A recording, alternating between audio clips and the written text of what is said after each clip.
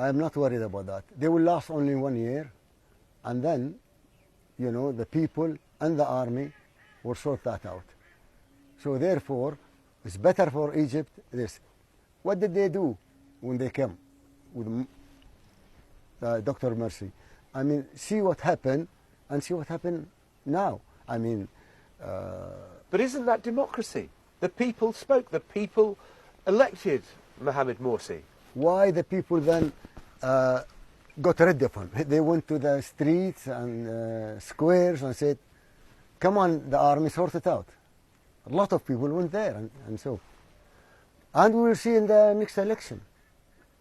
Do you think General al-Sisi will stand? He'll be the next president? I hope he stay in the army and leave somebody elected for presidency, because I think he's important for him to be the head of the army. He's a strong man and a very good man for Egypt. So better as head of army than head of state? That's what I think. Very interesting. Can I just ask you about, I mean, we heard about the death this weekend of Ariel Sharon, the former Israeli Prime Minister. John Kerry is making very strenuous efforts to bring peace between the Israelis and the Palestinians. Well, how do you see the prospects? Well, between Israel and the Palestinians, one day they came very close to sign, but they didn't sign the peace process. If they had that and they signed the peace process, of course there will be a bomb here and rocket there, but everybody, the whole world will be against who doing this. And I promise you, Israel will benefit more than us, because we want to deal with Israel and this after the peace process. What we are asking is a country for the Palestinians. And we are, you know, accepting Israel. But for the Palestinians, we cannot just say nothing, no country, no place to stay. So therefore, if we have signed the peace process, there will be some problem, difficulties, but on time, Israel will benefit more. You said you'd like to be trading with Israel. After the peace process, we'll do everything with Israel, you know. They will trade with them and we welcome them and everything. But sign the peace process. How close do you think they are? Every time I think they are close, they go away. I think, you see, what happens is, if the peace process coming and there is a rocket go to Israel, which is not accurate, Israel go back and hit back. So action and reaction, you know, always happen that way. But if we just be strong and sign the peace process, I think will be better for everybody. Okay. I just want to ask you about Iran. I mean, progress has been made in these talks about giving access to Iran's nuclear facilities. Do you believe the time is now ripe to lift sanctions against Iran?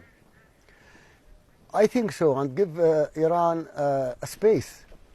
You know, really, you see, Iran is our neighbor, and we don't want any problem, and they didn't, you know, have any problem.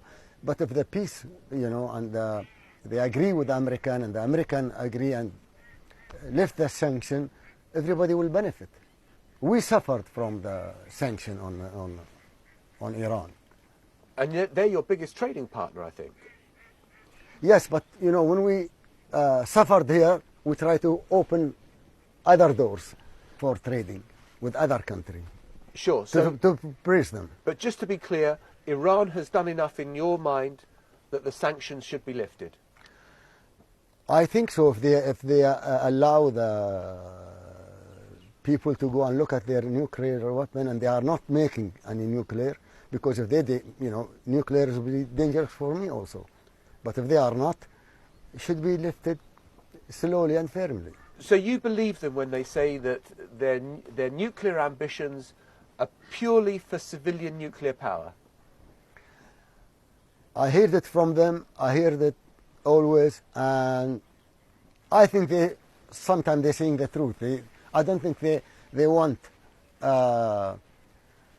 Ahmed Najat, I saw him, and I asked him, "Are you building a nuclear weapon?" And he said, okay, Sheikh Mohammed, what will I do?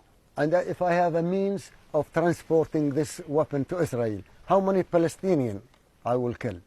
And the European and the American will finish my cities in Iran. So you think, he said, I'm not crazy to go for that.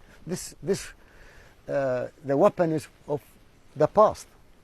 I just want to talk a bit about Dubai and the criticisms that have been made of Dubai about your country's human rights record. I mean, we've just had a case of an American who's just been released from prison who made a spoof video about youth culture, and he was put in prison for several months. Why? We have a law, like when we cracked at the Muslim Brotherhood, because if they want to live and stay and work, they are okay. If they want to go extreme, we have a law for that.